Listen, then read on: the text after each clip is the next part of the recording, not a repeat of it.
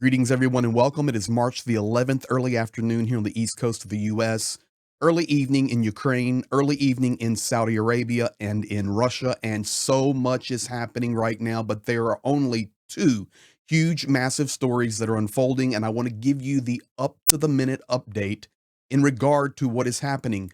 Yes, the meetings in Saudi Arabia are concluding. There have been two sessions, a morning and an evening, and Ukraine and the United States have been tight-lipped, and we are hearing right now that there will be a joint statement coming from Ukraine and the United States. We know that Witkoff is supposed to go to Moscow. Friedman is in Moscow. He's going to interview Putin. So many things are happening. But what encourages me, and I'm going to ask you to leave a comment, does this encourage you? And I remind you as we get going here, these are not peace talks.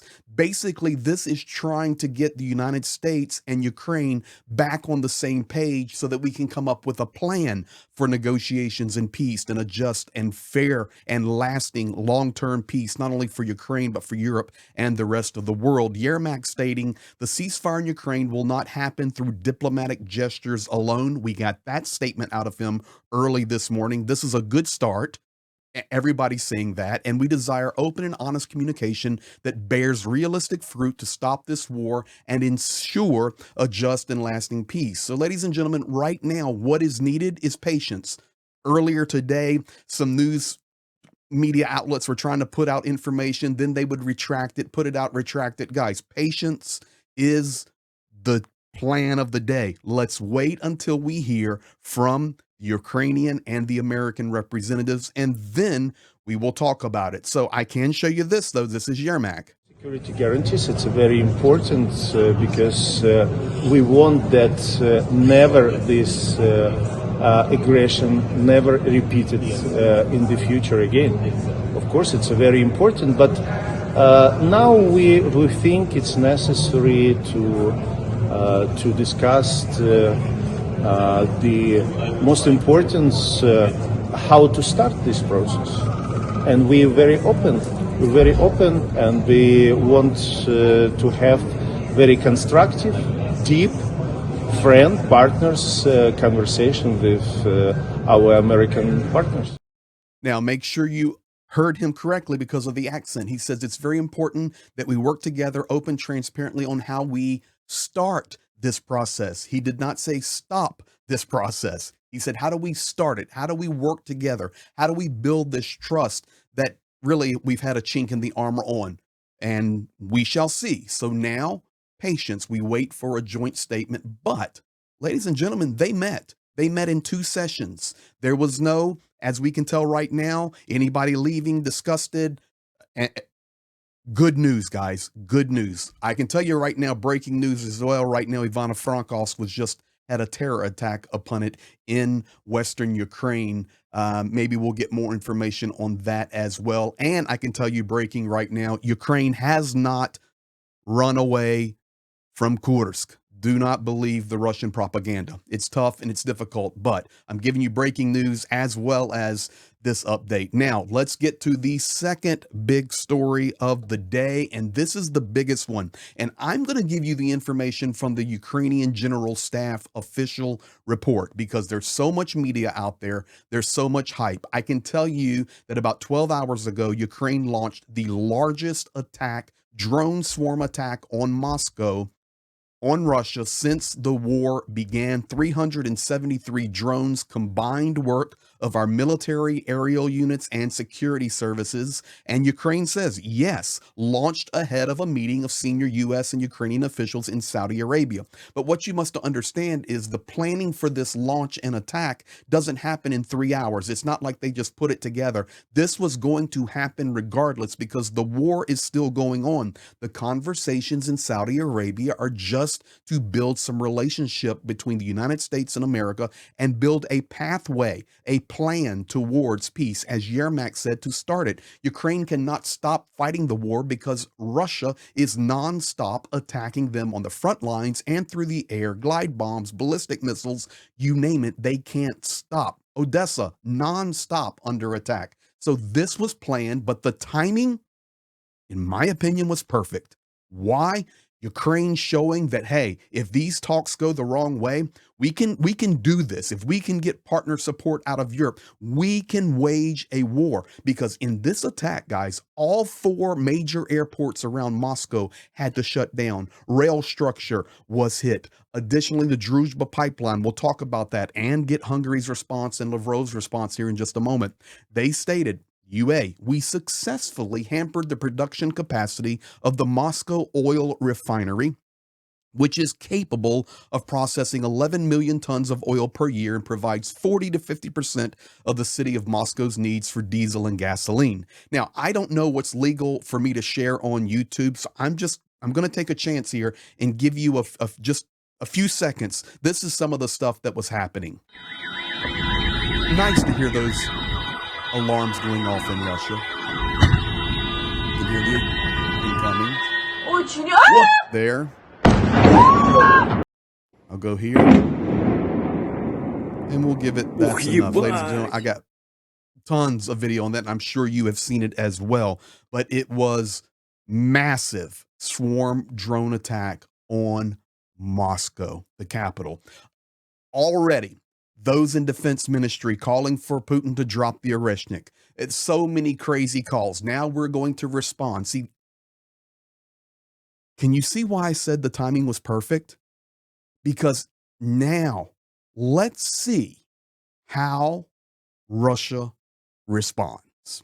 Knowing that the United States and in Saudi Arabia is speaking with Ukraine, Witkoff on the way supposedly to meet with Putin. We'll see if that happens.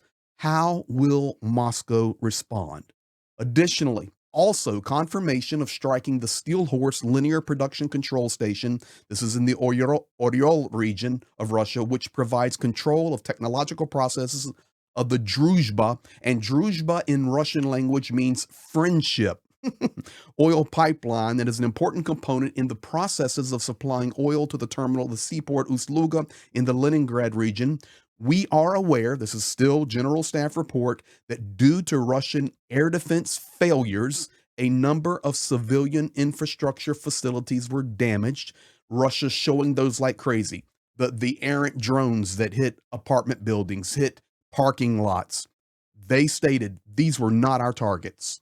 The Ukrainian Defense Forces possess detailed information about strategic facilities involved and adhere to the norms of international humanitarian law and take measures to protect the civilian population as much as possible. That is the statement from Ukraine. Of course, Russia will try to demolish that, and they will try to stand against that and say that Ukrainians are the terrorists, and you guys know that Ukrainians are not. Now, remember Lex Fridman, the one who interviewed Zelensky, and it was a disaster, and he's going to interview Putin, and he has this massive cult following online. He said, I'm in Moscow now, traveling to Saudi Arabia soon. This mass drone attack hit very close to where I am located. Mass, that's why I call it swarm. I'm okay. When I traveled to Ukraine, there were a few close calls. And same in Moscow now. These are not actions of two sides that are pushing for peace. Below that, you can see the headline that was breaking news coming out of Russia, massive drone attack on Moscow region ahead of crunch U.S.-Ukraine peace talks, talking about at least one person killed, 3 injured in a massive overnight drone attack. Russia's defense ministries reported the overall 337 Ukrainian drones were either intercepted or destroyed overnight. Baloney. Ukraine has not commented. Yes, they have. Now, on the right, you see a reply from Sergei Sternenko. You may not know who Sternenko is. Sternenko is a blogger, military analyst, and one of the largest individual supporters of drones to the Ukrainian army. Typically 300, 400, 500 drones through his social media, YouTube, Twitter, etc. platform there in Ukraine. He does videos in Ukrainian, not in English. He just interviewed Dmitry Kuleba. This is the level for Sternenko. And he replies, you notice the attack on Moscow, but you don't see Russians killing Ukrainian children. Check your eyesight, hypocrite. That's exactly what I would say. If you missed it yesterday on the video, on the live or the video, I I shared a video with a woman that was gloating about stealing a child from the Kherson region. This is what Steranenko is saying in response to Lex Fridman. Now, there are some other statements. Lavrov responds. He says, is this obvious or not? Zelensky does not want peace in Ukraine. So far, everything that is being discussed and unfolding is not serious. Settlement process hasn't even started yet. Zelensky publicly states he won't agree to a truce unless the U.S. guarantees they'd nuke Russia if needed. That's basically how he's framing the issue. Yeah, so what kind of lies is that? Zelensky's publicly stating that he will not agree to a security or a peace or a truce unless the United States guarantees that they'll nuke Russia. But ladies and gentlemen, this is the statement that's going out. This is the response from Lavrov. Now, the last couple of things on this, and we're going to keep our eyes looking for the statements coming out of the Saudi Arabia meetings. And when we get them, we will bring those to you. I can tell you that Hungarian foreign minister, and I'm sorry, I will destroy this name, FM Oink. So Peter Szijjártó. Let me try that, and forgive me if it's wrong. The supply of oil from the Russian Federation to Hungary was suspended. Now, as of right now, that is under repair, or by the time you're seeing this video, maybe it is repaired, but you need to hear his response. Hungary was suspended allegedly after an attack by a Ukrainian armed forces drone on the Druzhba oil pipeline. He's speaking for the Hungarian government. Hungary regards this as an attack on its sovereignty. That's the part I want you to hear. Here he is, Foreign Minister Peter S. We're in Stuttgart to discuss further investments with Hungary's top investors, but unfortunately, the Russia-Ukraine war is escalating. Overnight, a Ukrainian drone attacked a measuring station of the Friendship oil pipeline, crucial for our country's oil supply. If the Friendship pipeline stops working, Hungary and Slovakia's oil supply becomes physically impossible. Due to the drone attack, oil transport to Hungary was temporarily suspended. I just spoke with Russia's deputy energy minister, who said that the hit on the station halted transport, but repairs are underway. If all goes well, oil shipments to Hungary should resume by early evening. We find attacks on Hungary's energy infrastructure completely unacceptable. We've made this stance clear multiple times in Brussels too, and the European Commission even guaranteed that Hungary's energy infrastructure wouldn't be attacked, but sadly, this isn't the first time the Commission's guarantee has been broken. We urge Ukraine to stop attacking Hungary's energy infrastructure. Hungary is not at fault. This war is between Russia and Ukraine. Hungary bears no responsibility for this conflict. We've stayed out of this war so far, and we intend to keep it that way. Hungary's energy supply is a sovereignty issue, and we expect everyone to respect that. It's clear we need peace ASAP. The sooner peace comes, the sooner these attacks will stop, and we can secure Hungary's energy infrastructure. We hope President Trump's peace efforts succeed. So there you have it, ladies and gentlemen, coming from the Foreign Minister Peter S. Just the statements there. And I called Russia. They are supplied by Russia. And I know we have a lot of Hungarian supporters in here, and the Hungarian people support Ukraine like crazy.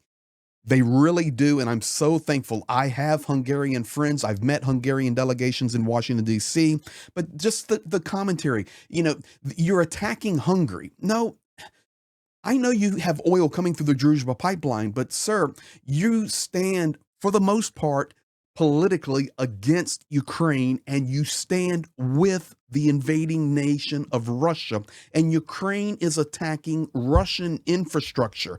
If that affects you, then that is your problem. I'm sorry, but Ukraine is fighting a war for their life, and for you to call it unacceptable and an attack on your sovereignty, Ukraine did not send drones to Hungary. Ukraine sent drones to the invading nation of Russia, and if that affects you, well then, too bad. I'm sorry. Change your viewpoint and stand with the nation that is fighting for peace and justice and freedom and truth. That is what I would suggest for you, Mr. Hungarian Foreign Minister Peter Ladies and gentlemen, thank you. That's where we're at right now. And as I'm telling you and suggesting for you, patience, patience, patience. Wait for the real statements coming out of the meetings from Saudi Arabia. But today, these two big stories, they are huge. Be blessed. We'll be back at you. Thank you to all of our team. Thank you for subscribing, liking, and commenting, helping us grow to share the truth. We'll be back as soon as we get actual factual information in regard to the meetings in Saudi Arabia and what happens next. Be ready for a live or another video. Have a good day.